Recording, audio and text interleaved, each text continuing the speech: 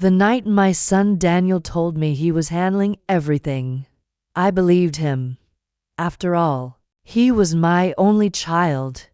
I was lying in a hospital bed in Chicago, staring at the dull white ceiling while machines beeped quietly around me.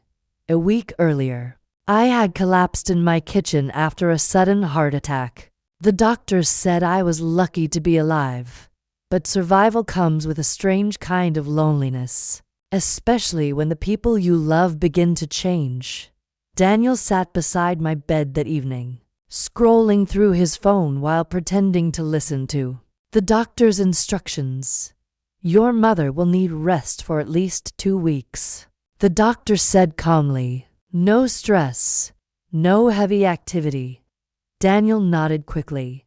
Of course, I'll take care of everything. He sounded responsible, mature. For a moment, I felt proud of him, but something about his voice felt distant. After the doctor left, Daniel stood up and grabbed his jacket. I've got a few things to handle at home, he said. Bills, paperwork, you know. I smiled weakly. Thank you, sweetheart. He leaned over and kissed my forehead before walking out of the room.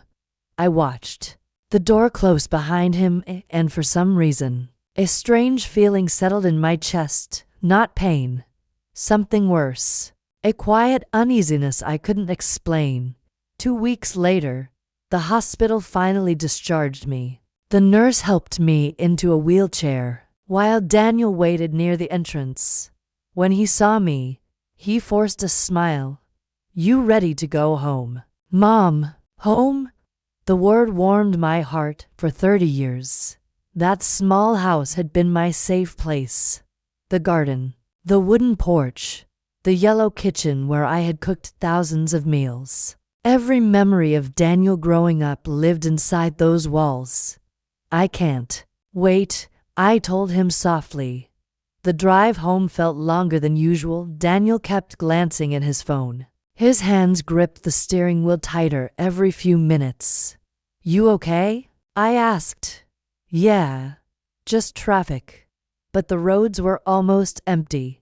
20 minutes later, the car slowed down near my neighborhood. That's when I noticed something strange. A large white sign stood in front of my house. For sale, sold. My stomach tightened. Daniel, I whispered. The car stopped in the driveway. But something was wrong. The curtains were different. The garden furniture was gone. Even the mailbox had been replaced. My heart started pounding. Why does the house look like that? Daniel didn't answer. He just stared straight ahead. Then he exhaled slowly. Mom, there's something I need to tell you. Fear crawled up my spine. What do you mean? He turned toward me, avoiding my eyes. I sold the house. For a moment, I thought I had misheard him. You? What? I sold it, he repeated quickly. You were in the hospital and the bills were piling up. I had to make a decision. My chest felt tight again. But Daniel, the house is in my name. He rubbed his neck nervously. I had power of attorney. I felt the world tilt around me. You sold my home while I was fighting for my life? Mom, please try to understand. It was the best option. The best option? My voice trembled. Where am I supposed to live? Daniel hesitated. Then he pointed across the street. There's a small apartment nearby. I already arranged it. Like I was some burden he needed to relocate. I stared at my house again. Strangers were moving furniture through the front door. 30 years of memories gone, and my own son had done it. But what Daniel didn't know was something very important. Something I had done months before my heart attack. Something that would soon change everything. Because while Daniel believed he had sold my house, he had no idea the house was never truly his to sell. And when the truth finally surfaced, his entire plan would collapse. 3 days later, Daniel visited my tiny apartment. He carried grocery bags and wore the same forced smile. "See, this place isn't so bad," he said. The apartment smelled like fresh paint and unfamiliar walls. It felt nothing like home. I sat quietly on the couch while he unpacked groceries. "You'll get used to it," he continued. "I even paid 6 months of rent in advance." 6 months? So that's how long he expected me to stay quiet. I watched him carefully. "Daniel," I said softly. He looked up, "Yes. Who bought the house?" He hesitated. "A couple from out of state." "Did they already move in?" "Not fully. They're renovating." I nodded slowly. Then I asked the question that made his shoulders tense. "Did you show them the documents?" His eyebrows furrowed. "What documents?" I folded my hands in my lap. "The ownership documents." Daniel laughed awkwardly. "Mom, the lawyer handled all that." The lawyer, yes. That was the part Daniel didn't understand, because 6 months earlier, I had visited my own lawyer, not because I was sick, but because I had started noticing small changes in Daniel, the way he asked about my savings, the way he casually mentions selling the house someday. A mother knows when something feels wrong, so I had made a quiet decision, one that Daniel would soon regret ignoring. And when the phone finally rang that evening, everything began to unravel. Daniel's phone buzzed while he was washing dishes. He glanced at the screen and frowned. "Unknown number," he muttered. He answered casually. "Hello?" A man's voice spoke calmly on the other end. "Good evening. Is this Daniel Carter?" "Yes. This is attorney Michael Lawson. We need to discuss the property sale immediately." Daniel wiped his hands and stepped into the hallway. "Is there a problem?" "Yes," the lawyer replied. "A very serious one." Daniel's voice tightened. "What do you mean?" There was a short pause. Then the lawyer said the words that would change everything. "The house you sold was never legally yours to sell." Daniel froze. "That's impossible." "I'm afraid it isn't," the lawyer continued. 3 months ago, your mother transferred the property into a protected trust." Daniel's face turned pale. "A what?" "A trust," the lawyer repeated, "which means the sale you authorized is legally invalid." Silence filled the apartment. Daniel slowly turned toward the living room where I sat quietly. His eyes widened. "You knew about this?" I looked at him calmly, "Yes." His voice shook with anger. "Why didn't you tell me?" I held his gaze. "Because I wanted to see what you would do." And now, I finally had my answer. But Daniel was about to learn something even worse. Because the trust didn't just protect the house. It contained a rule that would determine exactly who deserved to keep it. And unfortunately for him, Daniel had already failed. The moment Daniel heard the word trust, the color drained from his face. He stood frozen in the hallway, still holding the phone in his hand. "A trust," he repeated slowly.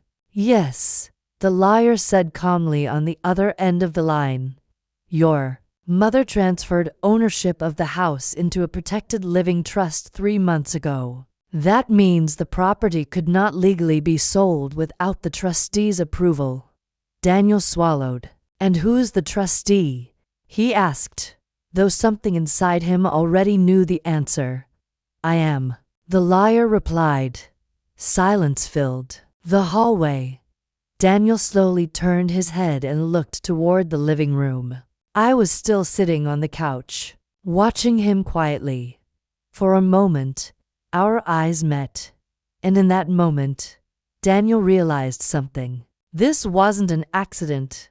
I had known exactly what I was doing. Daniel spoke into the phone again, his voice tight with panic. There must be some mistake, he said quickly. I had power of attorney. I signed all the documents. Yes, the lawyer replied. But power of attorney does not override a trust once the property is transferred. The house legally belongs to the trust now, not to you or even directly to your mother. Daniel ran a hand through his hair. Then how did the sale even go through? That's exactly the issue, the lawyer said. It shouldn't have. Daniel's breathing grew heavier. So what happens now? The buyer's legal team has already contacted me. When they discovered the trust filing in the property records, they immediately raised concerns. Daniel felt a wave of dread wash over him. What kind of concerns? The kind that could turn into a lawsuit. The lawyer said. Daniel closed his eyes. A lawsuit. That meant money. A lot of money he didn't have. I need to talk to my mother, he muttered. That would be wise, the lawyer replied. And Daniel? Yes, you should know something else. Daniel's stomach tightened. The trust contains a very specific clause about the house. The lawyer continued. What clause? A behavioral clause. Daniel frowned. What does that even mean? It means your mother placed conditions on who would inherit the property. Daniel felt the floor drop beneath him. Inherit, he whispered. Yes, the lawyer said calmly. Because the house was never meant to be sold. It was meant to be passed down. Daniel slowly lowered the phone from his ear. His mind was racing. A trust, a clause, inheritance conditions. None of this made sense. And yet, deep down, he knew exactly why his mother had done it. Because she no longer trusted him. Daniel walked slowly back into the living room. I watched him approach. His confident posture from earlier had disappeared. Now he looked nervous, almost afraid. He sat down across from me for a few seconds. Neither of us spoke. Then Daniel finally broke the silence. You set me up, he said quietly. I tilted my head. No, I replied calmly. I gave you a choice. Daniel's jaw tightened. A choice to what? Fail? A choice to prove me wrong. He stared at me. What are you talking about? I leaned back slightly. 6 months ago, I said, you started asking a lot of questions about my finances. Daniel's eyes flickered. You asked about my savings. You asked about the house. You even asked how much it might sell for. Daniel shifted uncomfortably. I was just being responsible. Were you? I asked softly. He didn't answer. I'm your mother, Daniel. I continued. I noticed things. I noticed how impatient you became whenever we talked about money. I noticed how often you mentioned that the house was too big for one person. Daniel rubbed his temples. So you decided to trap me? No, I said. I decided to protect myself. Daniel laughed bitterly. From your own son. I held his gaze. Yes, the word hit him harder than I expected. For a moment, anger flashed across his face. Then something else replaced it. Fear. Tell me about the clause, he said quietly. I folded my hands. The trust says the house will eventually belong to you. His eyes widened. But only if you prove you deserve it. And how exactly do I prove that? He asked. I took a slow breath. By showing that you care more about family than money. Daniel let out a harsh laugh. That's ridiculous. Is it? Yes, he snapped. Because right now, the buyers are threatening to sue me. That's because you sold something that wasn't yours. I did it to help us, he shouted. Did you? I asked calmly. The room fell silent again. Daniel looked away. For the first time since the conversation began, He seemed unsure of himself. Finally, he spoke again. You don't understand the situation I'm in. Then explain it, I said. He hesitated. Then he said something that made my heart sink. I already spent the money. My stomach tightened. How much did you get for the house? $400,000. And it's gone? Daniel nodded slowly. Most of it. A cold wave passed through my chest. Daniel, what did you do? He stood up and started pacing. I had debts, he said quickly. Credit cards, business loans. Things got out of control. So you sold my house to fix your mistakes. I thought it was the fastest solution. And when were you planning to tell me? I asked quietly. He stopped pacing. I was going to buy you a smaller place. A nicer one. Eventually. I stared at him. The words sounded hollow, like excuses he had practiced in his head. But the worst part was still coming, because Daniel still didn't know what the lawyer had told me earlier that day. The trust had another rule, a rule that activated if someone tried to sell the house illegally, and now that rule was about to change everything. My phone buzzed on the table. A message from the lawyer. I read it silently. Then I looked up at Daniel. There's something you need to know, I said. What? The buyers are coming tomorrow. His eyes widened. Tomorrow? Yes. They want to discuss the situation. Daniel's voice trembled. Discuss. Or sue. That depends. I replied. On what? I held his gaze. On whether the trust decides you're still worthy of inheriting the house. Daniel frowned. The trust decides. Yes. How can a document decide something like that? I looked at him carefully. It can't. He blinked. Then who does? I leaned forward slightly. I do. Daniel's face went pale. And for the first time in his life, my son realized that the woman he had underestimated his entire life was no longer someone he could control. But what Daniel didn't know yet was that the buyers coming tomorrow weren't just ordinary people. They were bringing someone else with them, someone who had already started investigating the suspicious sale, someone who was about to ask Daniel questions he couldn't answer. And once those questions started, the truth about everything, his debts, his lies, and the real reason he was desperate for money would finally come out. Daniel barely slept that night. Long after I went to bed, I could hear him moving around the small apartment. The floor creaked as he paced back and forth in the living room. Every few minutes his phone buzzed. Messages, calls, problems, the kind of problems that grow bigger the longer you try to hide them. Round 3 in the morning, I stepped quietly into the hallway. Daniel was sitting at the kitchen table, staring at his phone with both hands gripping his head. He looked up when he heard me. You should be sleeping, he said. I could say the same to you. He forced a tired smile. Just figuring things out. I walked slowly into the kitchen and sat across from him. Daniel, I said softly, how bad are your debts? He hesitated. Then he gave the kind of laugh people make when they know the truth will sound terrible. Bad? That's not a number. He looked down at the table. About 200,000. The number hung in the air between us. I felt my chest tighten. $200,000? I repeated. He nodded slowly. How does someone even get into that kind of debt? Daniel rubbed his face. It didn't happen all at once. Then explain it to me. For a long moment, he stayed silent. Then finally he said something that surprised me.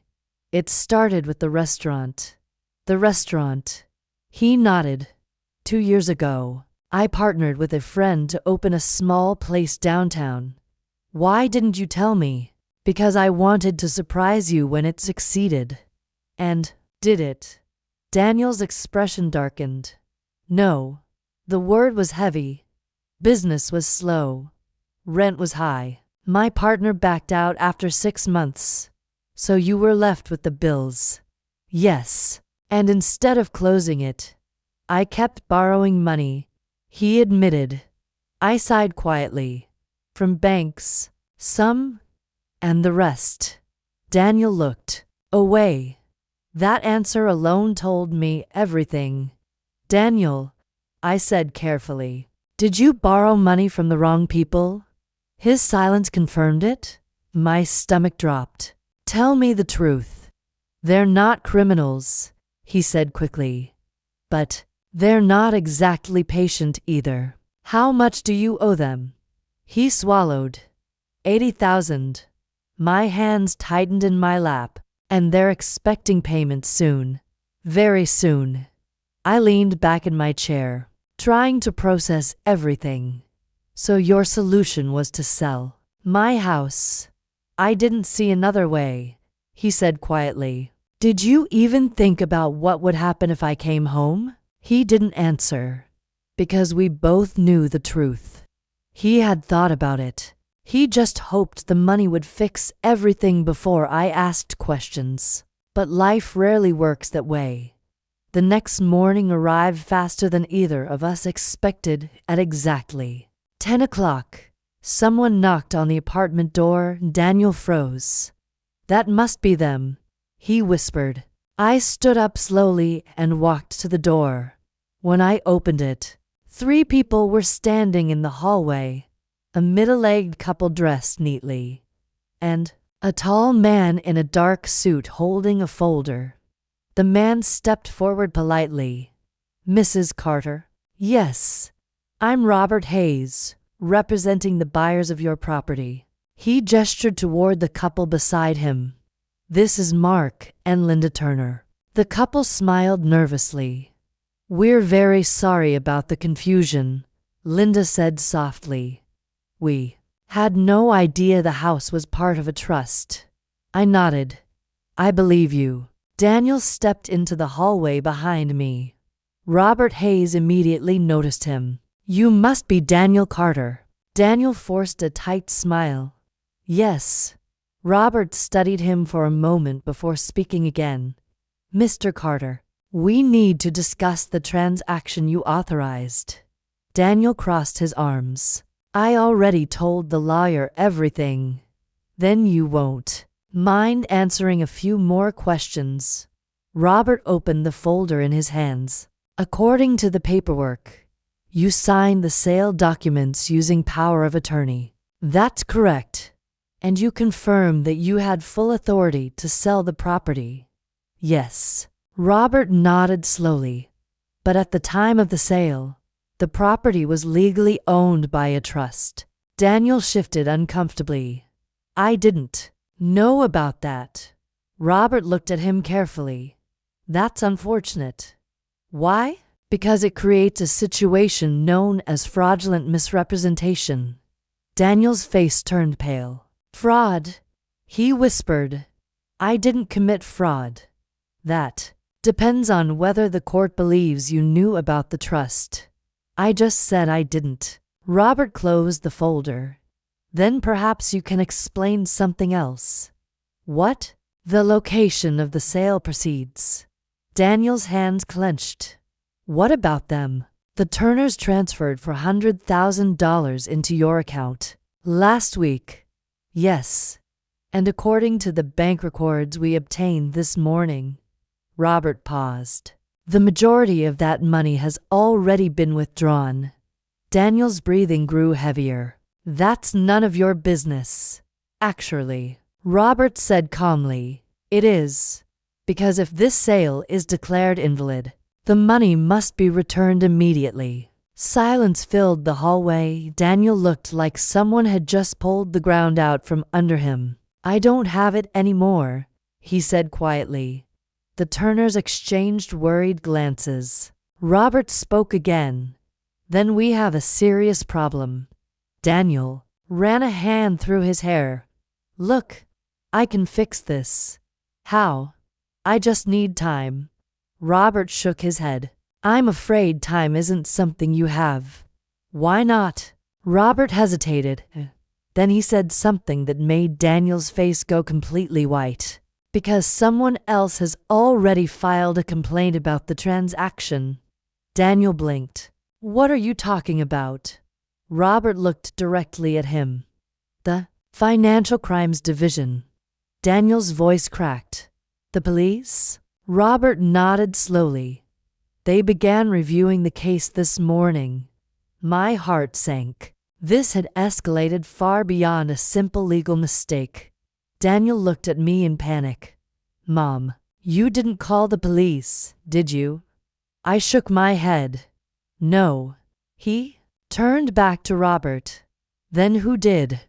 Robert closed his folder again. That's what they're trying to figure out.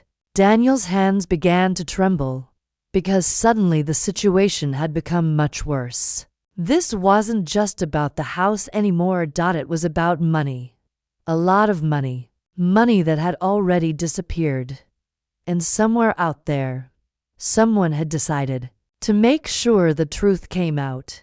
But the biggest shock was still coming, because later that afternoon, Daniel's phone would ring again, and the person on the other end of the line would reveal something even more terrifying about the $80,000 he owed. Daniel stared at Robert Hayes as if the man had just spoken a foreign language. The police? He repeated. Robert nodded calmly, double quotes, yes. Financial crimes. For a moment, Daniel didn't move. He just stood there in the hallway, his breathing growing heavier. Then he suddenly looked at me. Mom, you said you didn't call them. I didn't. Then who did? Before I could answer, Robert spoke again. That's something the investigators are trying to determine. Linda Turner shifted nervously beside him. We really don't want anyone getting into legal trouble, she said softly. We just want our money back. Mark Turner nodded, double quotes, we saved for years to buy that house. Daniel looked like he might collapse. I told you, I don't have the money right now. Robert studied him carefully. Then you should prepare for the consequences. Daniel's jaw tightened. What kind of consequences? Robert didn't answer immediately. Instead, he pulled a small card from his pocket and handed it to me. If you decide to resolve this situation privately, please contact me. Then he turned to Daniel. But if the police decide to proceed with charges, that option may disappear. Daniel swallowed hard. Robert and the Turners left a few minutes later. The hallway fell silent again. Daniel slowly closed the door and leaned his forehead against it. For several seconds, he didn't say anything. Then he whispered something that sounded almost like a prayer. This can't be happening. I watched him quietly. You should have told me the truth earlier, I said. He turned around suddenly. The truth? Yes. You mean the part where I ruined my life? He snapped. I remained calm. No. The part where you thought stealing from your own mother was the solution. Daniel's eyes flashed with anger. I didn't steal from you. You sold my house without permission. I had power of attorney, but you didn't have honesty. The words hit him harder than any accusation. He walked back to the kitchen and collapsed into a chair. This is a disaster, he muttered. I sat across from him again. Daniel, who are the people you borrowed $80,000 from? He shook his head. That's not important right now. It is if they're dangerous. They're not dangerous, he said quickly. But his eyes told a different story. Right then, his phone buzzed. Daniel looked at the screen, and his face immediately changed. What is it? I asked. He didn't answer. He just stared at the phone like it was a bomb. Daniel? Finally, he picked up the call. Hello? The voice on the other end was loud enough that I could hear it faintly. Where's my money? Daniel swallowed. I told you I'm working on it. You said that yesterday. I just need a little more time. You've already had time. Daniel stood up and walked toward the window. I'll get it soon, I promise. You said you sold the house. I did. Then why haven't I been paid? Daniel glanced at me nervously. There's a small complication. The voice on the phone became colder. I don't like complications. I'll fix it. You better. There was a pause. Then the voice said something that made Daniel grip the phone tighter. You have 48 hours. Daniel's voice shook. That's not enough time. It's plenty. Please, 48 hours, the voice repeated. Or we come looking for you. The call ended. Daniel slowly lowered the phone. His hands were trembling.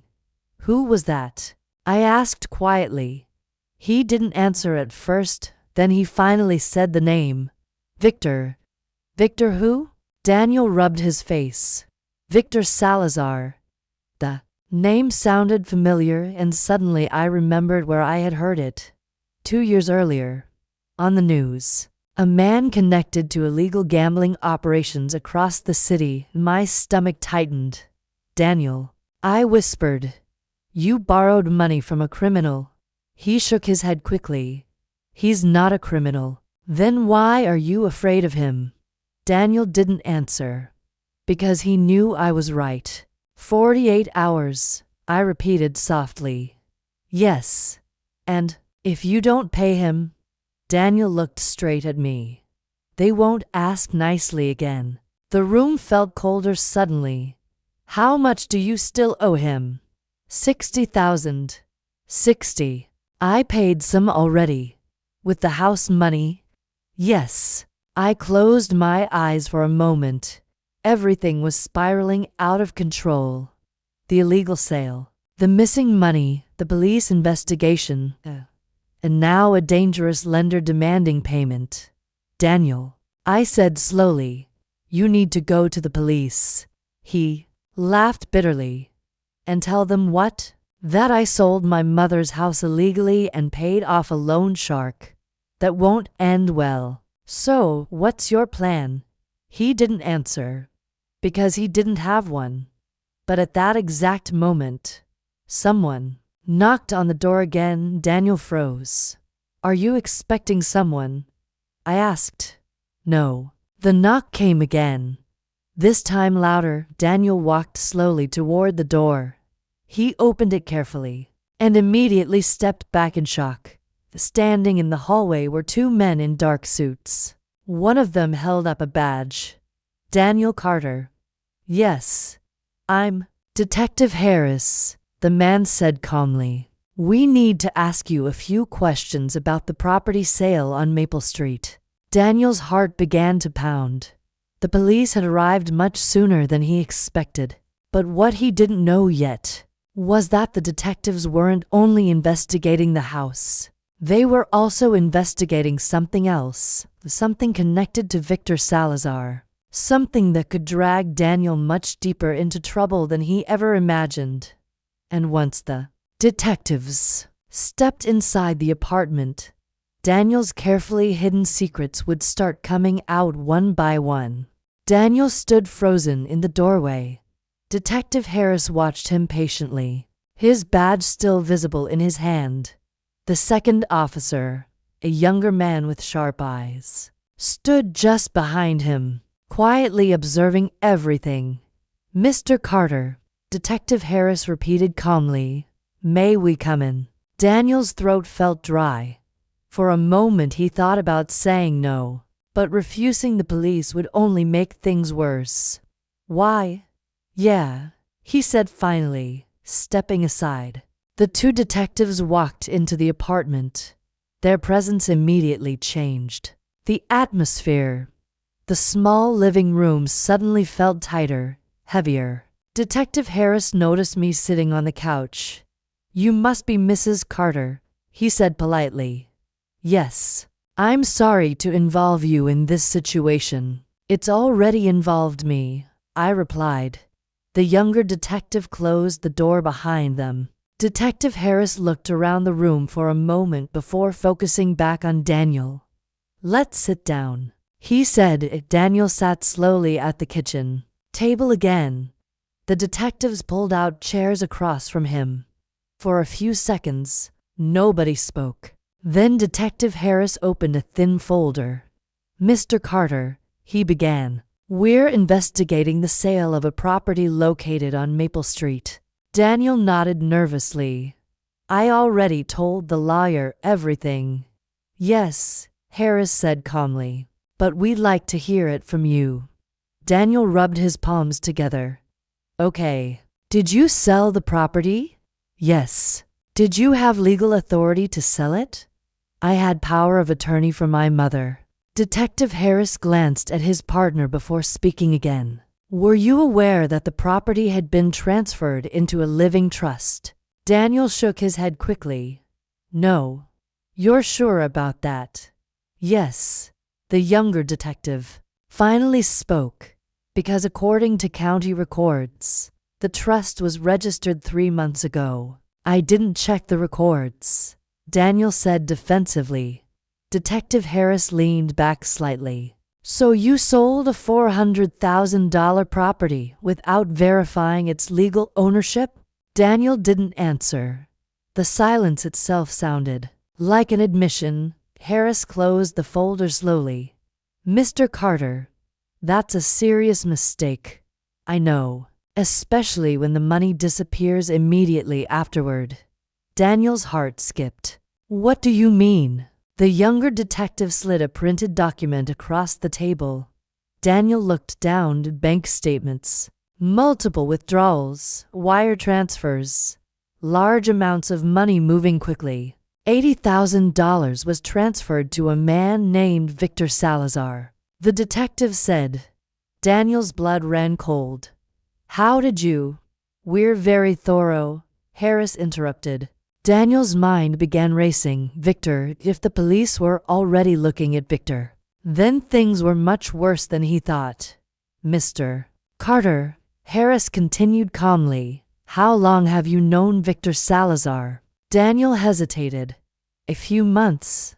And what kind of relationship do you have with him? He loaned me money. For what purpose? My business. The restaurant. Daniel blinked. You know about that too. The younger detective nodded slightly. It failed last year. Daniel felt sweat forming on his forehead. So, what's the problem? He said nervously. Lots of people take loans. True, Harris replied. But most people don't borrow from someone currently under federal investigation. Daniel froze. Federal investigation? Harris studied him carefully. You didn't know that. Daniel's voice dropped to a whisper. No. Harris folded his hands. Victor Salazar is suspected of running several illegal gambling operations across the city. Daniel felt his stomach twist. The news reports suddenly came back to him, the name, the stories. He had ignored them at the time. But now those memories felt like warnings he should have listened to. You're saying he's a criminal? Daniel asked quietly. We're saying he's being investigated, Harris replied. And now your financial transactions are connected to him. Daniel looked completely lost. I didn't do anything illegal. That's what we're trying to determine. The younger detective leaned forward slightly. When was the last time you spoke to Victor? Daniel hesitated. This morning. About the debt. Yes. What did he say? Daniel glanced at me. Then he spoke slowly. He gave me 48 hours to pay him. Both detectives exchanged a quick glance. That's interesting, Harris said. Why? Because Victor Salazar was arrested 2 hours ago. Daniel blinked. What? Federal agents picked him up this afternoon. Daniel's mind struggled to process the words. Arrested. Yes. for illegal gambling, money laundering, and a few other things. Daniel felt a strange mix of relief and fear. If he's arrested, then he can't come after me. Detective Harris looked at him carefully. That's one way to look at it. What do you mean? Harris closed the folder again. It means Victor might start cooperating with investigators. Daniel's chest tightened. Cooperating? Yes. And when people like Victor cooperate? Harris paused. They usually start giving names. Daniel's hands began to shake. You think he'll mention me? If your transactions were connected to his operations, then yes. Daniel leaned back in his chair, stunned. Everything was collapsing faster than he imagined. The house, the police investigation, Victor's arrest, and now the possibility that he could be dragged into a federal case. He looked at me desperately. Mom, I didn't know any of this. I believed him. But that didn't change the consequences. Detective Harris stood up. We're not charging you with anything today, he said calmly. Daniel looked up. You're not. Not yet.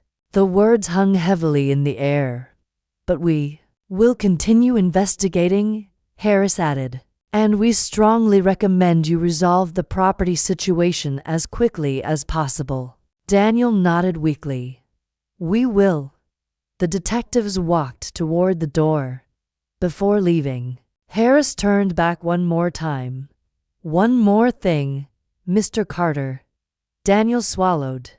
Yes. If Victor Salazar decides to talk, you may want a very good lawyer. Then the detectives left. The apartment fell silent again. Daniel sat there for a long time, without moving. Finally, he whispered something that sounded almost hopeless. I've ruined everything. But the truth was, things were about to get even worse. Because later that night, Daniel would discover that Victor Salazar hadn't been the only person expecting money. And the next person who came knocking on the door would not be nearly as polite as the police. That evening, the apartment felt heavier than usual. Daniel hadn't moved much since the detectives left. He sat at the kitchen table, staring at the bank statements like they might magically change. If he looked long enough, outside, the sun had already disappeared behind the buildings.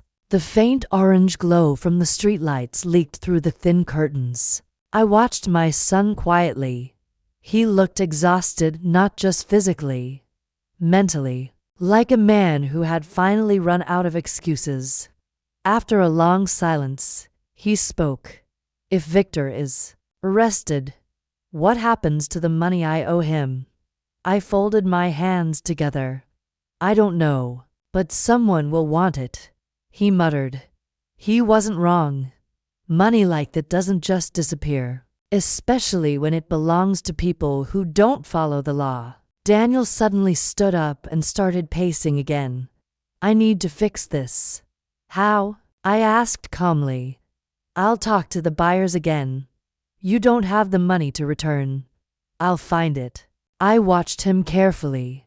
Where? He stopped pacing, and for a moment, he didn't answer. Then he said something that made my stomach tighten. There might be another option. What option?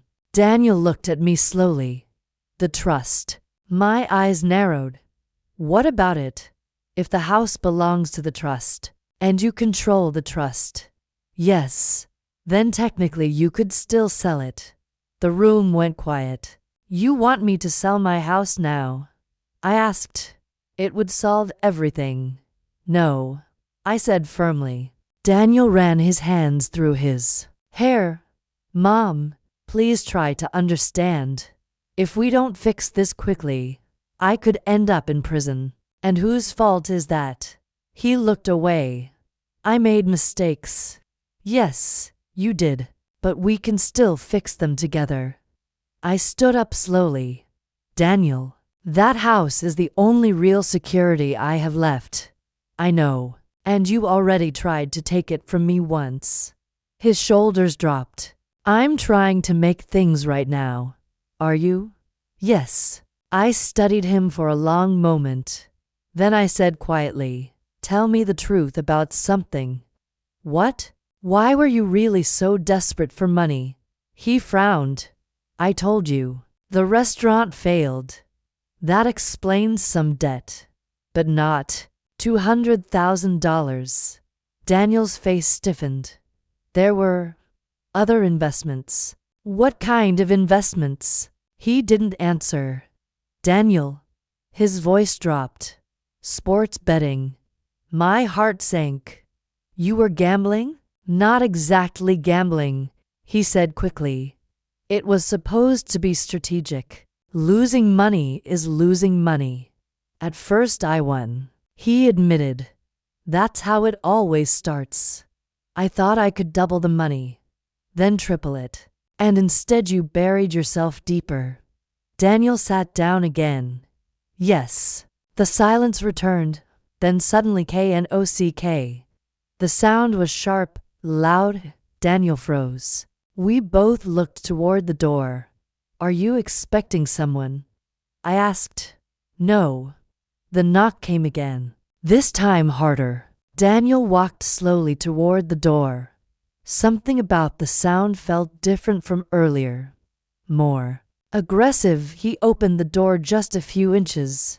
2 men stood in the hallway. They weren't wearing suits like the detectives. One was tall and muscular with tattoos running down his neck.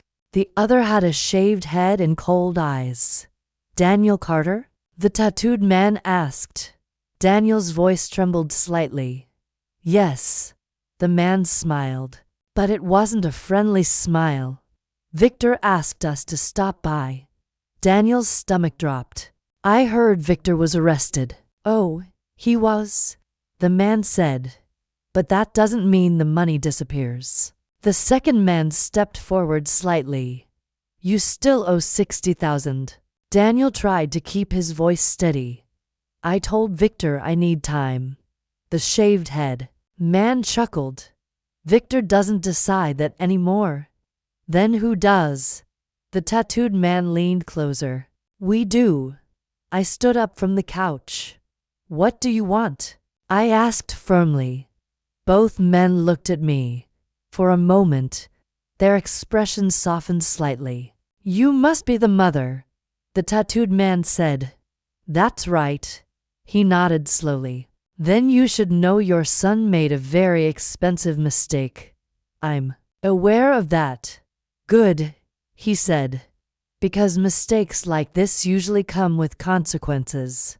Daniel stepped forward quickly. Leave her out of this. The shaved head man laughed. You brought her into this when you borrowed the money. Daniel's fists tightened. I'll pay it back. When? Daniel hesitated. I need a few days. The tattooed man shook his head. You had weeks. He pulled a small piece of paper from his pocket and placed it on the table behind. Daniel, 24 hours. Daniel stared at the paper. 24. That's generous. The man replied. And if I don't have it? The 2 men exchanged a look. Then the tattooed man said quietly, then we start collecting in other ways. The meaning was clear. Daniel felt his chest tighten. This is insane, he whispered. Welcome to debt. The shaved head man said. Both men walked toward the door. Before leaving, the tattooed man turned back one last time. Oh, and Daniel? Daniel looked up. We know about the house. His heart skipped. You do. $400,000. The man smiled again. That means you definitely have the money somewhere. The door closed behind them. The apartment fell silent again. Daniel stood there, staring at the piece of paper on the table. His hands were shaking. 24 hours? He whispered. I walked slowly toward him. What are you going to do? He didn't answer right away. Then he looked at me with desperation in his eyes. Mom? Yes? I think someone set me up.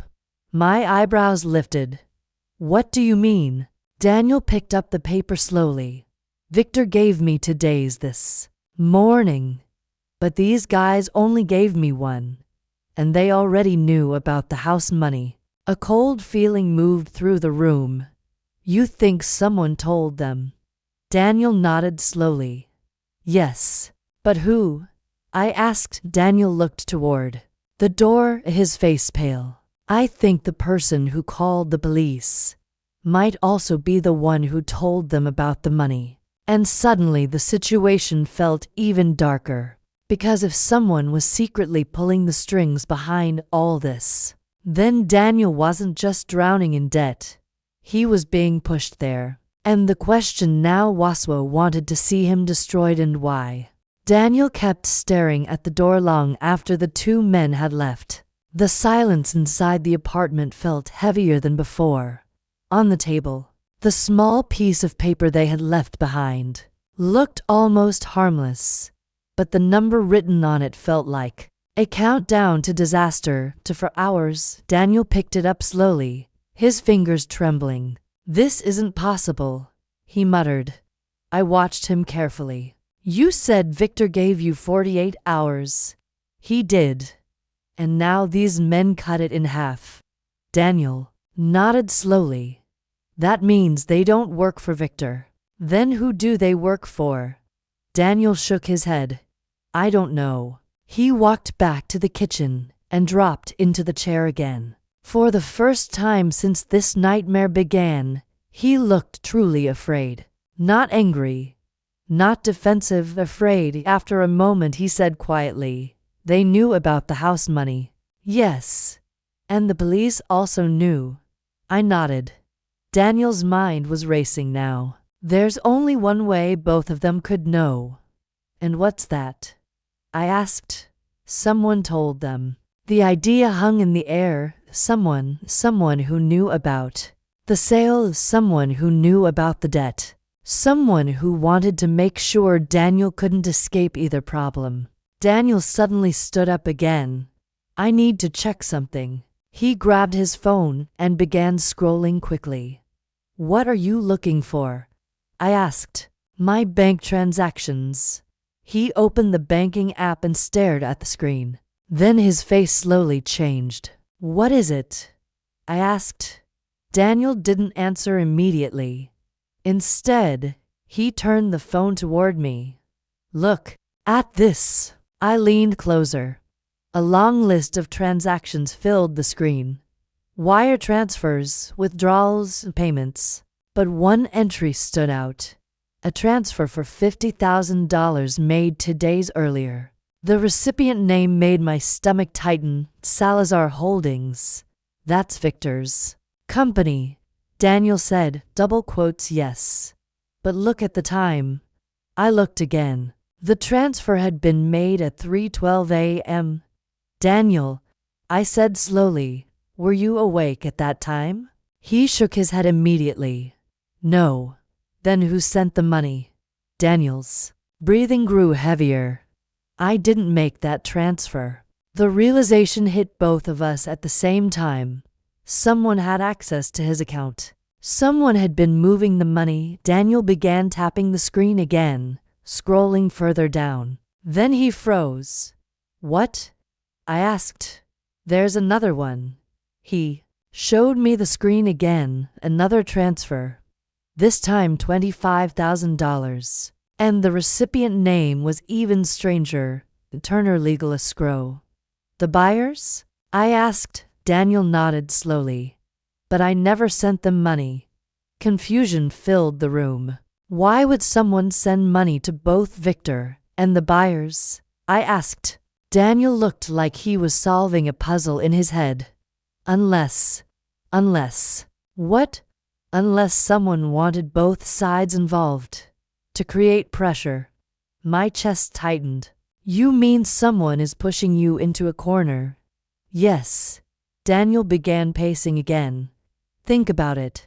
Victor demands money. The buyers demand money. The police start investigating. It all happens at the same time. He stopped walking and looked straight at me. That's not coincidence. I felt the same cold realization forming. You think someone planned this? Yes. But who? I asked. Daniel didn't answer right away. Instead, he slowly walked back to the table and sat down again. Then he said something that surprised me. There's only one person who knew everything. Who? My business partner. The one from the restaurant. Daniel nodded. His name is Kevin. What about him? We argued before the restaurant closed. About money. Yes. How much did you owe him? Daniel looked embarrassed. 40,000. My eyes widened. You owe money to him too. I did. What do you mean did? Daniel pointed at the phone again. That $25,000 transferred to the buyers. I think Kevin sent it. Why would he do that? To make it look like I was trying to fix the sale. But why? Daniel's voice turned darker. Because Kevin knows something about the house. What? Daniel hesitated. Then he said quietly, he knows I wasn't supposed to sell it. My heart skipped. How would he know that? Because he heard me talking about the trust months ago. The room fell silent again. Daniel leaned back in his chair. If Kevin wanted revenge, this would be the perfect way. Destroy my finances, turn the police against me, and send Victor's people after me. I crossed my arms. That's a very dangerous plan. Yes, and Kevin was always the kind of person who enjoyed revenge. Daniel suddenly grabbed his jacket. Where are you going? I asked. I need to talk to him. Right now? Yes. Daniel? That could be a mistake. Maybe, he said. But if Kevin is behind this, I need to know. He walked toward the door. Then he stopped and turned back to me. If I don't come back tonight, my chest tightened. Don't say that. I'm serious, he said quietly. If something happens, call the lawyer. Daniel. But he had already opened the door. Within seconds, he disappeared down the hallway. I stood there alone in the quiet apartment. Something deep inside me told me this was a very bad idea. Because if Kevin really was behind everything, then Daniel wasn't walking into a simple conversation. He was walking straight into another trap. And across the city, Kevin had already received a message. A short one, just for words. He's coming to you. Kevin read the message and smiled. Slowly, because Daniel Carter was about to learn something terrifying. Something that would prove this nightmare had never been about money alone. Daniel drove across the city with his hands gripping the steering wheel, so tightly his knuckles turned white. The streets were darker now, the late evening traffic thinning as most people headed home for the night. But Daniel wasn't heading home. He was heading straight toward the one person who might have destroyed his life. Kevin. The small office building where Kevin worked sat on the edge of an industrial district. During the day, it looked like any other dull business complex. But at night it felt different and empty. Quiet. Almost abandoned. Daniel parked across the street and stared at the building for a moment. Only one light was on inside the third floor. Kevin's office. Daniel stepped out of the car and crossed the street slowly. The cold night air didn't calm his racing thoughts. If Kevin really had hacked his bank account, if Kevin really had contacted Victor's people, then this wasn't just revenge. This was destruction. Daniel walked through the front entrance and climbed the stairs instead of using the elevator. Each step echoed loudly in the quiet building. When he reached the third floor, he saw the door to Kevin's office slightly open. Light spilled into the hallway. Daniel pushed the door wider. Kevin was sitting behind his desk. He didn't look surprised at all. In fact, he looked like he had been expecting Daniel. Well, Kevin said calmly, leaning back in his chair. That didn't take long.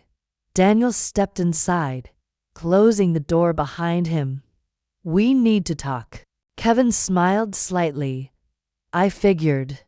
Daniel walked closer to the desk.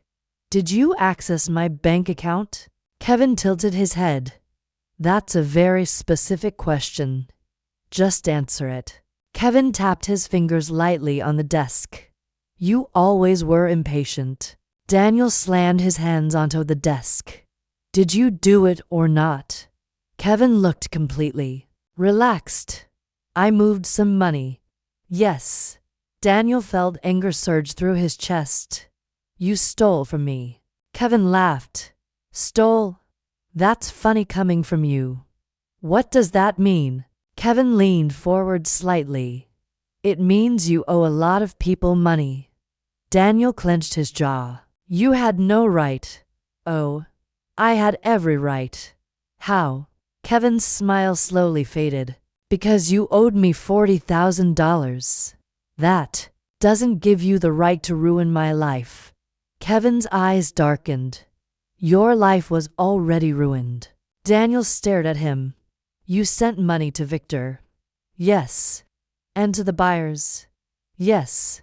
"Why?" Kevin stood up slowly and walked around the desk. "Because I wanted everything to collapse at the same time." Daniel shook his head. "You're insane." "Maybe." Kevin stopped a few feet away from him. "But at least I'm honest." Daniel's fists tightened. "You could have just asked for your money." "I did. And you kept lying." "That doesn't justify this." Kevin suddenly laughed again. "You still don't understand." "Understand what?" "This was never about $40,000. Daniel frowned. "Then what was it about?" Kevin looked at him carefully. "It was about what happened the night the restaurant closed." Daniel's stomach tightened. "Kevin, you remember that night?" "Yes." "You promised you would pay everyone back." "I tried." "No," Kevin said sharply. "You disappeared." Daniel looked away. That business was failing. And whose idea was it to keep borrowing money? Daniel stayed silent. Kevin answered his own question. "Yours. I believed we could save it. You believed you could gamble your way out of it." Daniel's chest tightened. "That's not fair." Kevin's voice dropped lower. "Do you remember the investor?" Daniel's eyes flickered. "Yes. The one who gave us the final loan." Daniel nodded slowly. Kevin leaned closer. "He was my brother." Daniel froze. "What?" Kevin's expression hardened. "You didn't know that, did you?" "No. My brother trusted me when I told him the restaurant would succeed." Daniel's heart started beating faster. Kevin continued quietly. "He invested $100,000. Daniel felt a wave of dread wash over him. "And when the business collapsed," Kevin said, "he lost everything." Daniel swallowed. "I didn't know he was your brother." Kevin stared at him. "No. You didn't bother to ask." "Kevin, I'm sorry." "Sorry doesn't pay hospital bills." Daniel blinked. "Hospital bills?" Kevin's eyes filled with anger. "My brother had a heart attack 3 months ago." The words hit Daniel like a punch. "He's been in recovery ever since." Daniel's voice dropped. "I didn't know." Kevin shook his head slowly. "That's the problem, Daniel. You never know anything when it doesn't benefit you." Silence filled the office. Daniel looked down at the floor. "What do you want from me?" Kevin didn't answer right away. Instead, he walked back to his desk and opened a drawer. When he turned around again, he was holding a thin folder. He tossed it onto the desk in front of Daniel. Daniel opened it slowly. Inside were printed documents, bank records, emails, transfer confirmations. Daniel's face slowly turned pale. "You've been tracking everything." Kevin nodded. "For months." "Why?" Because I wanted proof. Proof of what? Kevin looked directly into his eyes. Proof that you destroyed more lives than just mine. Daniel flipped through the papers. Then he saw something that made his hands freeze. A document with the title, Federal Financial Crimes Investigation. Daniel looked up slowly. You contacted the police. Kevin didn't deny it. Yes. Daniel felt the room spin. You reported me. Yes. Why? Kevin's answer was cold. Because people like you never face consequences. Daniel's voice cracked. I'm already losing everything. Kevin stepped closer again. You haven't lost anything yet. Daniel frowned. What do you mean? Kevin smiled slightly. You still don't know the best part. Daniel felt a chill run down his spine. What best part? Kevin leaned forward and whispered quietly, the house buyers aren't real buyers. Daniel's eyes widened. What? They work for me. The words hit him like an explosion. You're lying. Kevin shook his head slowly. No, they were never planning to keep the house. Daniel's voice trembled. Then why buy it? Kevin's smile returned. To make sure the money passed through your account. Daniel's heart started pounding. Why would you do that? Kevin picked up the folder again. So the investigators could follow every dollar you moved. Daniel felt like the ground beneath him had disappeared. You set me up. Kevin didn't deny it. Yes. Daniel's voice became desperate. You've destroyed my life. Kevin's eyes turned cold. No, Daniel. You destroyed it yourself. Daniel stood there in shock. Everything he thought was random chaos suddenly made sense. The police investigation, Victor's pressure, the buyers, the missing money it had, all been arranged. Kevin walked toward the door. Before leaving, he turned back one last time. Oh, and Daniel. Daniel looked up weakly. The men who visited your apartment tonight, they weren't Victor's people. Daniel felt his stomach drop. What? Kevin smiled one final time. I hired them. And suddenly Daniel realized something terrifying. The 24-hour deadline was never about collecting money, it was about pushing him to panic, to make mistakes.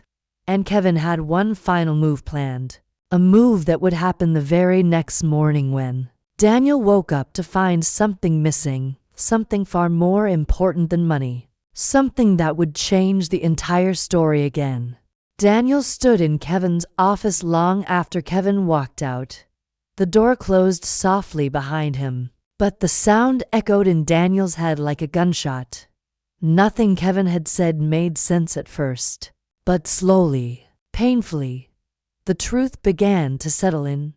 The buyers were fake, the money transfers were deliberate. The police investigation wasn't an accident. Kevin had built the entire trap piece by piece. Daniel picked up the folder again with shaking hands. Every page inside it showed proof of his mistakes, bank transfers, loan agreements, emails, even screenshots of betting accounts he had thought were private.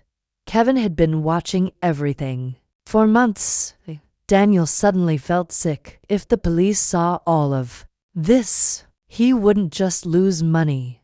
He could lose his freedom. He rushed out of the office and down the stairs, barely remembering how he reached his car. The drive back to the apartment felt like a blur. Streetlights flashed across the windshield while his mind raced through 1,000 possibilities. By the time he reached the building, his chest felt tight with panic. He ran up the stairs two at a time. When he reached the apartment door, it was slightly open. Daniel froze. His heart skipped a beat. He slowly pushed the door open. Mom? No answer. The living room lights were on, but the room was empty. Mom? He called again. Still nothing. Daniel stepped inside. The apartment looked the same. but something felt wrong. The kitchen chair was pushed back slightly. Her phone was still on the table, but she wasn't there. A cold wave rushed through him. Mom. He rushed into the bedroom. Empty. Bathroom. Empty. Panic began to rise in his chest. Then he noticed something on the table. A small envelope. Daniel picked it up quickly. His hands trembled as he opened it. Inside was a short note written in neat handwriting. But it wasn't his mother's handwriting. It said only 6 words. We have your mother. Don't call police. Daniel felt the world spin. No. He grabbed his phone immediately. His first instinct was to call the police. But the message stopped him. Don't call police. His hands shook as he stared at the screen. Then his phone rang. Unknown number. Daniel answered instantly. Hello. A familiar voice spoke on the other end, calm and cold. Daniel. Kevin. Daniel's voice exploded with anger. Where is my mother? Kevin sighed. You should calm down. You took her. No. Kevin replied calmly. I arranged for someone to pick her up. Daniel's heart pounded. Why would you do that? Because you still don't understand the situation. Daniel's voice shook. She has nothing to do with this. She has everything to do with it. Daniel's mind raced. What do you want? Kevin paused for a moment. Then he said quietly, I want the truth. What truth? The truth. You never told anyone. Daniel clenched his teeth. I don't know what you're talking about. Kevin's tone hardened. Yes, you do. Daniel felt a growing sense of dread. You think this is about money, Kevin continued. It isn't. Then what is it about? Kevin's next words made Daniel's blood run cold. It's about the night my brother collapsed. Daniel's breathing stopped for a second. You said he had a heart attack. Kevin's voice became quieter. That's what the doctors believed. Daniel felt the fear building inside him. Kevin, what are you saying? Kevin answered slowly. My brother collapsed after he discovered something. Daniel whispered. Discovered what? Kevin's voice dropped to almost a whisper. That you were stealing money from the restaurant months before it failed. Daniel's chest tightened violently. That's not true. You moved money into private betting accounts. I was trying to win it back. You were gambling with our investors' money. Daniel's voice cracked. I never meant to hurt anyone. But you did, Kevin said coldly. My brother confronted you that night. Daniel closed his eyes. Memories he had buried deep in his mind suddenly rushed back. The restaurant office, the argument, Kevin's brother shouting, the stress, the anger. You remember now, don't you? Kevin said. Daniel whispered. Yes, you pushed him. Daniel's heart pounded. It wasn't like that. He hit the table, collapsed, and you ran. I called an ambulance. After 5 minutes, silence filled the phone line. Kevin spoke again. My brother survived, but his heart is permanently damaged. Daniel felt like the weight of the world was crushing him. I didn't know. That's because you never stayed to find out. Daniel's voice was barely audible. What does my mother have to do with this? Kevin answered calmly. She's safe, but she's the only leverage I have left. Daniel felt anger and fear mixing together. If you hurt her, I won't, Kevin interrupted. But tomorrow morning you're going to do something for me. What? Kevin's voice became firm. You're going to confess. Daniel froze. To the police? Yes. You want me to destroy my life. Kevin's answer came immediately. You already destroyed someone else's. Daniel felt tears forming in his eyes. And if I refuse? Kevin's voice turned colder than before. Then your mother will learn the full truth about what really happened that night. Daniel's heart stopped. He had spent months hiding that secret from her. If she found out, it would destroy her. Kevin spoke one final sentence before ending the call. "You have until morning, Daniel." The line went dead. Daniel stood in the silent apartment, holding the phone in his trembling hands. Everything had fallen apart. His money, his future, and now his mother was gone. But the worst part was the realization slowly forming in his mind.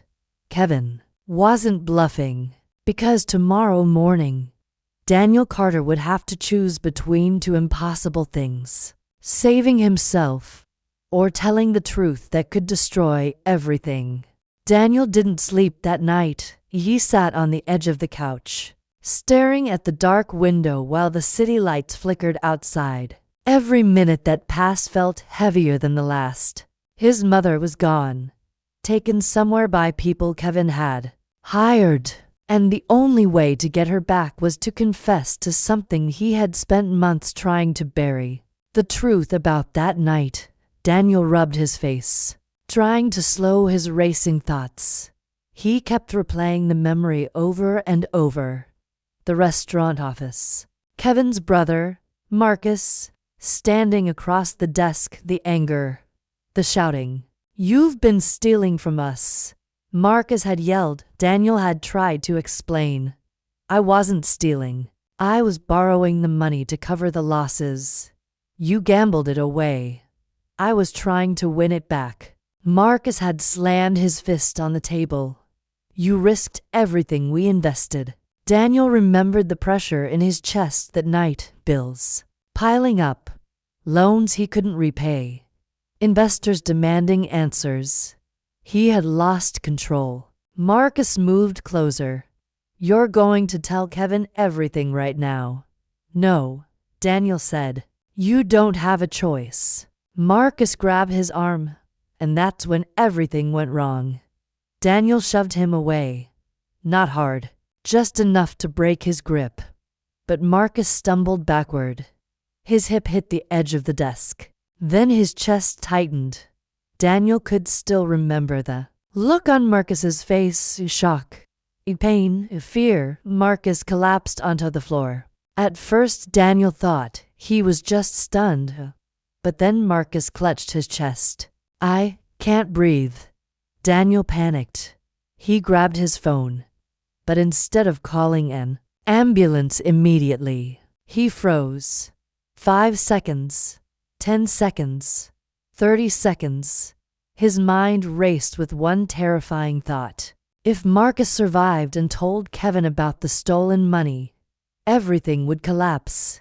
His business, his reputation, his life. Finally, Daniel dialed 911. But those lost minutes haunted him every day afterward. Marcus survived, but barely.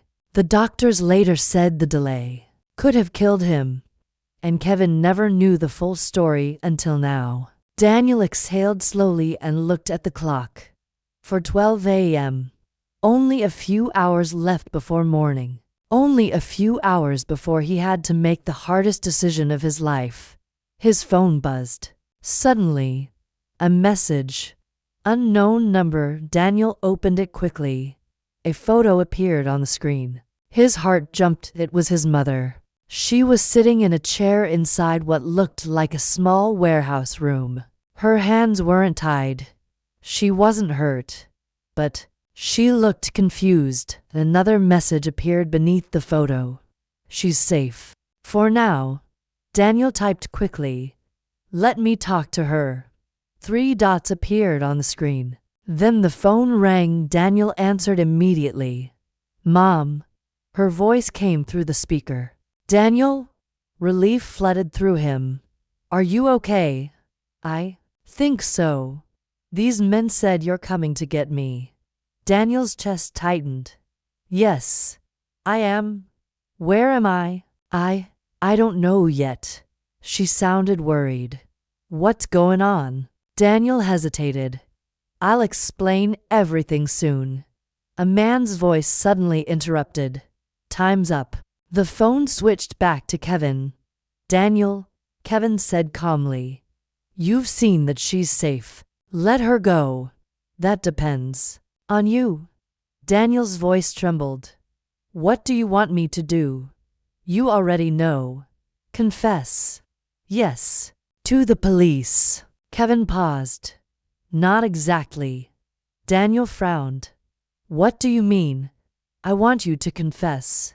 To my brother. Daniel felt a chill run through him. Marcus. Yes. Why? Because he deserves to hear the truth from you. Daniel sat back slowly. You want me to face him? Yes. And if I refuse? Kevin's voice hardened. Then your mother stays where she is. Daniel's hands shook. When? Today. Where? Kevin answered immediately. St. Andrew's Medical Center. Daniel's mind raced. The hospital. Yes. My brother has a checkup this morning. Daniel whispered. You planned this. Of course I did. Silence stretched between them. Finally Daniel said quietly, if I do this, you'll let my mother go. Yes. You promise? I do. Daniel closed his eyes. Everything was leading to this moment. Running had only made things worse. Now the truth was waiting for him. And there was no way around it. I'll be there, he said. Kevin ended the call without another word. Daniel sat alone in the quiet apartment for several minutes. Then he slowly stood up. For the first time in months, he wasn't thinking about money or debts or escaping consequences. He was thinking about the truth. And in just a few hours, he would be standing face to face with the man whose life he had almost destroyed. But Daniel didn't realize something yet. Something Kevin had carefully hidden. Marcus wasn't the only person waiting for him at the hospital. Because when Daniel walked into that building later that morning, he would discover that the police were already there. And they were waiting specifically. Him. Morning came faster than Daniel expected. The sky outside the apartment was pale gray when he stepped into his car. The streets were still quiet, the early rush hour only beginning to stir. His hands trembled slightly on the steering wheel. Everything felt different now. For weeks, maybe months, he had been running from his problems. Every bad decision had pushed him deeper into the mess. But today there was nowhere left to run. The hospital stood across the river, its tall glass walls reflecting the cold morning light. St. Andrew's Medical Center. Daniel parked across the street and sat in the car for a moment. His phone buzzed again. Another message from Kevin. Room for 117. Daniel stared at the message. Room for 117. His chest tightened. Somewhere inside that hospital, Kevin's brother was waiting. And somewhere else, his mother was being held until he kept his promise. Daniel stepped out of the car. The hospital doors slid open automatically as he walked in. The smell of antiseptic filled the air. Doctors and nurses moved quickly through the lobby. Normal life. People dealing with normal problems. Daniel felt like he didn't belong there anymore. He walked to the elevators and pressed the button. For the 4th floor. Every second inside that elevator felt longer than the last. When the doors opened, the hallway was quiet. Room numbers lined the walls. Then he saw it. 417. Daniel stopped outside the door. His heart pounded in his chest. He raised his hand and knocked. A calm voice came from inside. Come in. Daniel pushed the door open slowly. The hospital room was bright with morning sunlight. Kevin stood near the window with his arms crossed. And in the bed, Marcus. Kevin's brother looked thinner. Then Daniel remembered. His skin was pale, and a small monitor beside the bed beeped steadily. But his eyes were open. Watching, Marcus studied Daniel for several seconds. Then he spoke quietly. So you finally showed up. Daniel stepped inside. I'm here. Kevin didn't move. I told you he would come, he said to his brother. Marcus nodded slowly. You always did hate confrontation, Daniel, Marcus said. Daniel looked down. I know. Silence filled the room for a moment. Then Kevin spoke again. Go ahead. Daniel looked up. What? You came here to tell the truth. Marcus watched him carefully. Daniel took a slow breath. There's something I should have told you both a long time ago. Marcus leaned back slightly against the pillows. I'm listening. Daniel's voice felt heavy. That night in the restaurant office. Marcus's eyes narrowed slightly. You mean the night you nearly killed me? Daniel flinched. Yes. Kevin stayed silent, watching every reaction. Daniel continued slowly. You accused me of stealing money. Because you were. Yes, Daniel admitted quietly. I had been moving money into betting accounts. Marcus closed his eyes for a moment. I knew it. I thought I could win enough to cover the losses before anyone noticed.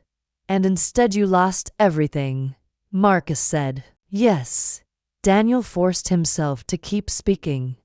When you confronted me, I panicked. Marcus looked at him again. You pushed me. Yes. But that wasn't the worst part. The room grew quiet again. Marcus frowned. What do you mean? Daniel swallowed hard. I didn't call for help immediately. Kevin's jaw tightened. How long did you wait? Marcus asked. Daniel's voice dropped. Almost 5 minutes. Marcus stared at him. You waited 5 minutes while I was on the floor? Daniel nodded slowly. I was scared. Scared of what? That everything would collapse. Marcus shook his head in disbelief. You were more worried about money than my life. Daniel couldn't argue. Kevin finally spoke. Say the rest. Daniel looked at him. There's more. Kevin stepped closer. Yes. Daniel frowned. What are you talking about? Kevin looked at his brother. Tell him. Marcus took a slow breath. After the ambulance took me to the hospital that night, the doctors reviewed the security cameras from the restaurant. Daniel felt his chest tighten. What cameras? The office camera, Marcus said. Daniel's stomach dropped. You had cameras in the office? Marcus nodded. For insurance reasons. Daniel's heart began to race. You saw everything. Marcus shook his head slowly. No. Why not? Because the footage was missing. Daniel felt the air leave his lungs. Kevin spoke quietly. It was deleted. Daniel looked at him. You think I erased it? Kevin's voice turned cold. Didn't you? Daniel shook his head quickly. No. Marcus studied his face carefully. You're saying it wasn't you? No. Kevin crossed his arms. That's interesting. Why? Because someone accessed the system that night. Daniel felt confusion rising.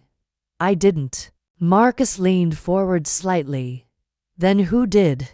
Daniel's mind raced. If the footage was deleted, and he hadn't done it, then someone else must have been inside the restaurant that night. Kevin suddenly spoke again. There's something else you should know. Daniel looked at him. What? Kevin pulled his phone out and opened a video file. 2 days ago, we finally recovered part of the deleted footage. Daniel's heart pounded. You recovered it. Kevin turned the phone screen toward him. Watch. The video began playing. The footage showed the restaurant office from the corner camera. Daniel recognized the scene immediately. Himself. Marcus. The argument. The shove. Marcus collapsing. Daniel calling the ambulance. But then something happened that Daniel didn't remember. After he ran out of the room, the office door opened again. Someone stepped inside. Daniel's eyes widened. A man in a dark jacket walked to the desk. He looked directly at the camera, and for a split second, his face became clear. Daniel's blood ran cold, because he recognized that face instantly. "Wait," Daniel whispered. "That's impossible." Kevin stared at him. "You know him?" Daniel nodded slowly. "Yes." Marcus asked quietly. "Who is it?" Daniel's voice barely came out. "That's Victor." Kevin frowned. "Victor Salazar." "Yes." The room went silent. Marcus looked confused.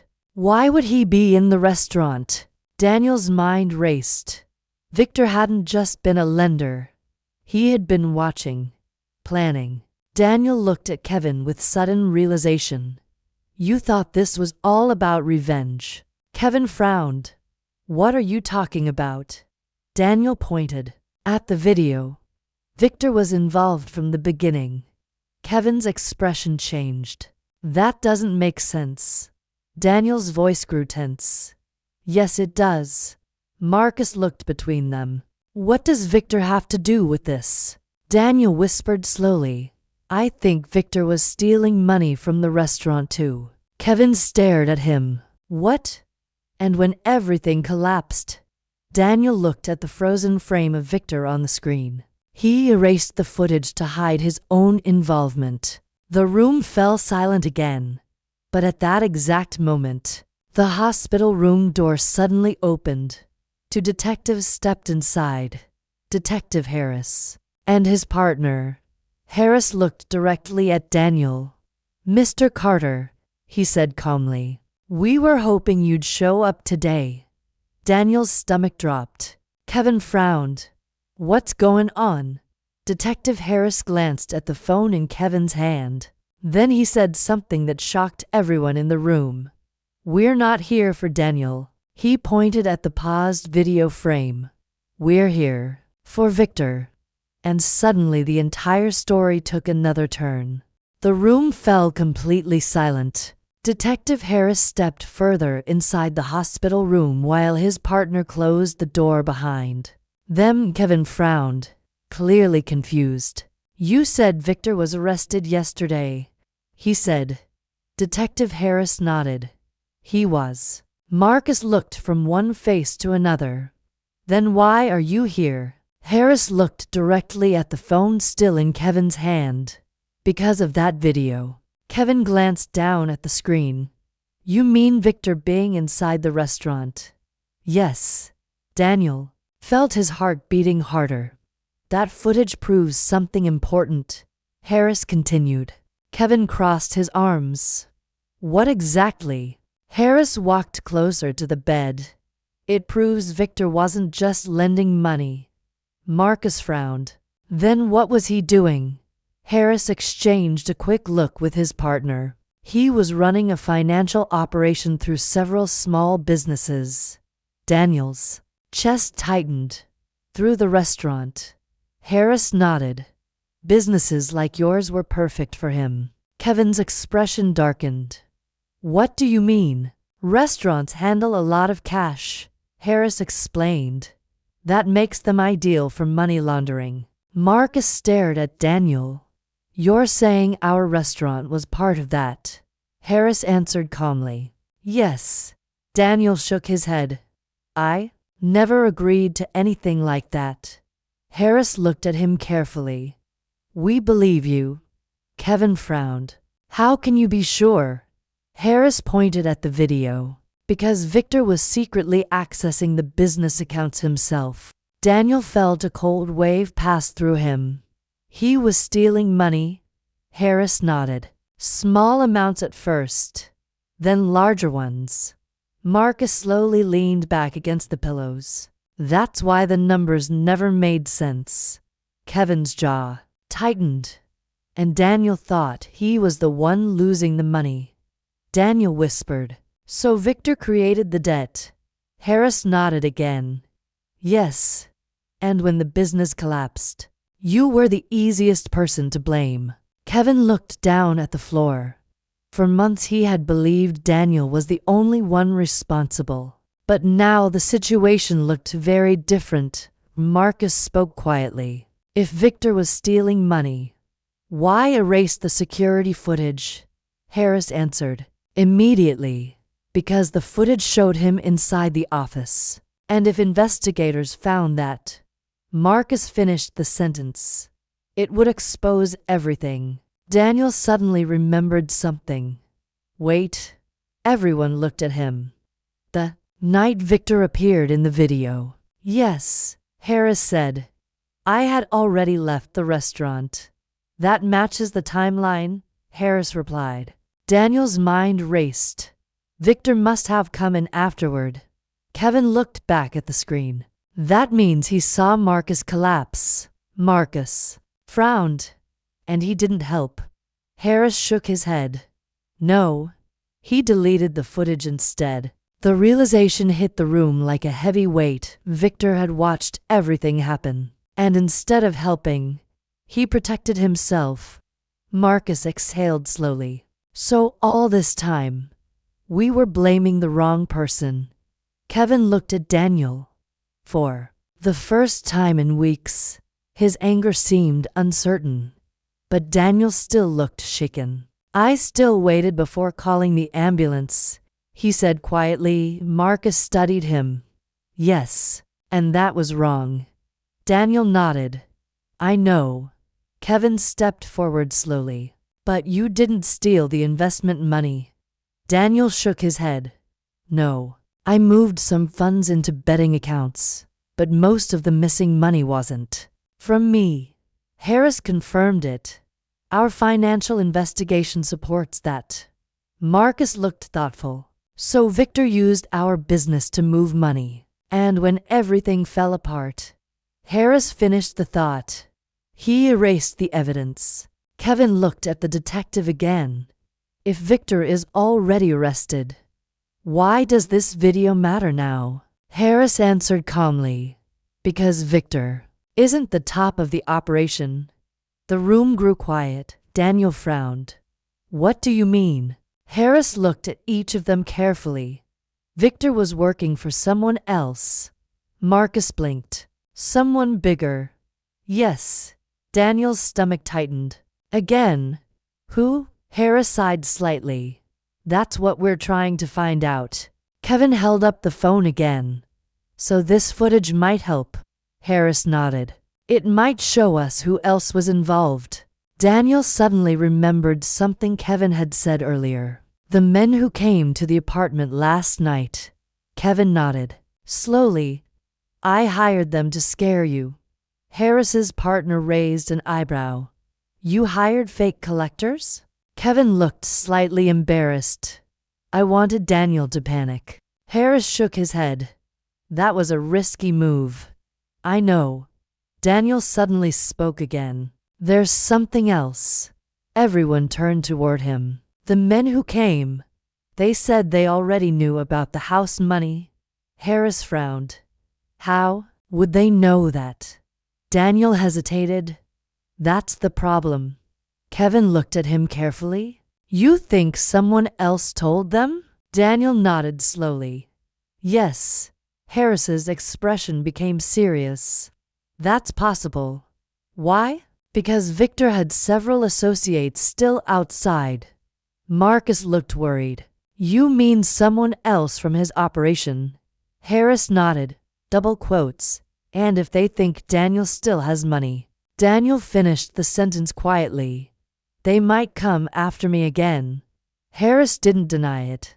That's a possibility. The hospital room fell silent again. Daniel suddenly felt the full weight of everything happening.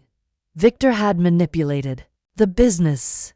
The police were investigating a larger criminal network. And somewhere out there, Victor's partners might still believe Daniel owed them money. Marcus finally spoke again. So what happens now? Detective Harris looked at Daniel. For now, we need a formal statement. Daniel nodded slowly. I'll give you one. Kevin watched him carefully. You're really going to tell them everything? Daniel sighed. I think it's time. Harris nodded approvingly. That would help a lot. Marcus leaned back in the bed again, but something still bothered him. "There's one thing I don't understand," he said quietly.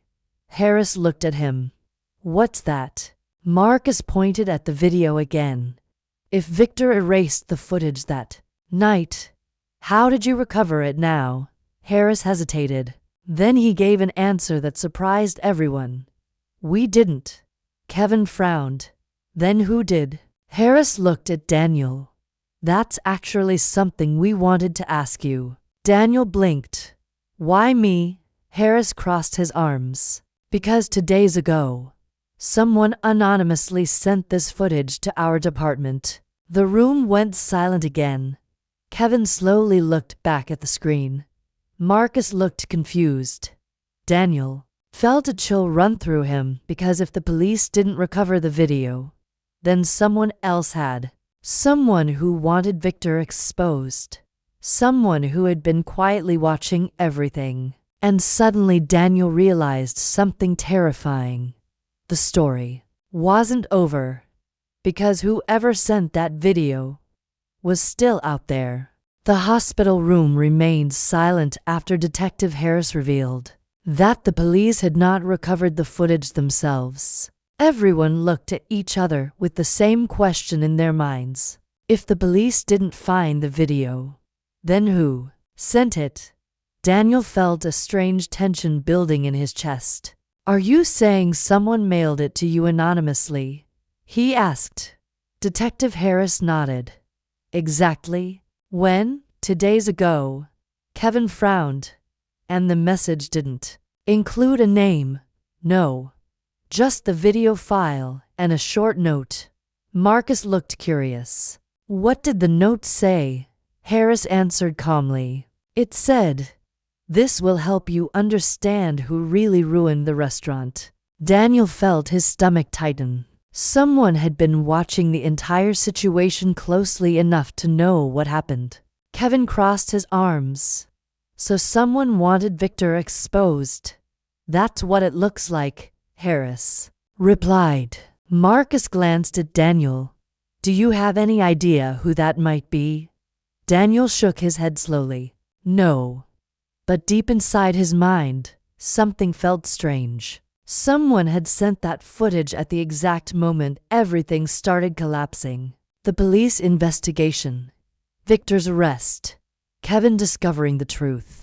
It was almost like someone had carefully chosen the perfect moment to reveal it. Kevin suddenly looked at Harris again. "Did you trace where the video came from?" Harris sighed slightly. "We tried. And it was sent through a secure server using several layers of encryption." Marcus frowned. "So whoever sent it knew how to hide their identity?" "Yes." Daniel suddenly spoke again. "Could it have been Victor himself?" Everyone looked at him. Harris shook his head. "That's unlikely." "Why?" "Because Victor had already been under surveillance for weeks, and the video was sent from a completely different location." Kevin rubbed his chin thoughtfully. "Then it must be someone connected to the restaurant." Marcus nodded. "Someone who knew about the camera." Daniel's mind raced through every person who had worked there. Employees, suppliers, investors, but none of them seemed likely. Then suddenly another thought crossed his mind. "Wait." Harris looked at him. "Yes? The security system. What about it?" "It wasn't installed by the restaurant staff." Marcus nodded slowly. "That's right. We hired a private security company." Daniel's eyes widened. "Do you remember their name?" Marcus thought for a moment. "Something like Easton Security." Detective Harris suddenly looked interested. "Easton Security." "Yes," Marcus said. Harris exchanged a quick glance with his partner. "That company has already appeared in another investigation." Kevin frowned. "What kind of investigation?" Harris answered carefully. "A case involving financial surveillance." Daniel felt the tension rising again. "You think someone from the security company recovered the footage?" "It's possible." Harris replied. Kevin looked confused. But why would they send it to the police anonymously? Harris didn't answer immediately. Instead, he pulled out his phone and opened a file. There's one more detail about the message that might help. What detail? Marcus asked. Harris turned the phone screen toward them. At the bottom of the message was a single line. A sentence written in plain text. Some people deserve a second chance. Daniel stared at the words. Something about them felt familiar, very familiar. Then suddenly his eyes widened. I've seen that sentence before. Kevin looked at him. Where? Daniel's voice was quiet. My mother says it all the time. The room fell silent again. Marcus frowned. You think your mother sent the video? Daniel shook his head quickly. No, she doesn't even know how to use encrypted servers. Kevin leaned closer. But someone close to her might. Daniel's mind suddenly started connecting pieces together. The trust documents, the lawyer, the quiet way his mother had protected the house months before everything happened. Then he looked at Detective Harris again. Who exactly received the message? Harris answered. It was addressed directly to me. Daniel frowned. Why you? Harris hesitated slightly. Because I handled a case for the same security company last year. Kevin's eyes narrowed. So whoever sent the footage knew about that connection. Yes. Marcus leaned back slowly. This is getting complicated. Daniel suddenly asked another question. Did the message include a timestamp from the video? Harris nodded. Yes. Daniel took a slow breath. Then there might be another camera angle. Kevin looked confused. What do you mean? Daniel pointed at the phone. If Victor entered the office, someone might have recorded him entering the building too. Harris's eyes lit up slightly. That's a good point. Marcus nodded. There were cameras in the hallway and the back entrance. Harris turned to his partner. We should check those files. The partner nodded and stepped outside the room to make a call. For a moment, the room returned to silence again. Kevin looked at Daniel. You realize something, right? What? If Victor was stealing money from the business, then he might not have been working alone. Daniel nodded slowly. Yes. Marcus sighed. And whoever helped him might still be out there. At that exact moment, Detective Harris's partner rushed back into the room. There's something you need to see. Harris looked up. What is it? We accessed the hallway camera from that night. Harris stood up quickly. And? The partner looked directly at Daniel. You were right. There was another person in the building. Daniel's chest tightened. Who? The partner turned the phone screen toward them. The footage showed the hallway outside the restaurant office. Victor walking in, just like before. But a few minutes later, another person appeared. The figure wore a hooded jacket, hiding most of their face. They walked calmly toward the office door. Marcus leaned forward. Can you zoom in? The detective enlarged the frame slightly. For a split second, the hood shifted, and the person's face became visible. Daniel felt his heart stop. Wait. Kevin looked closer. Then his eyes widened. That's impossible. Marcus whispered. That can't be right. Because the person standing outside the office that night was someone none of them expected. Someone they all knew very well. And the person on the screen was not Victor. Not a stranger. Not a criminal. It was Daniel's lawyer. The same lawyer who helped create the trust for his mother's house. And suddenly the entire story changed again.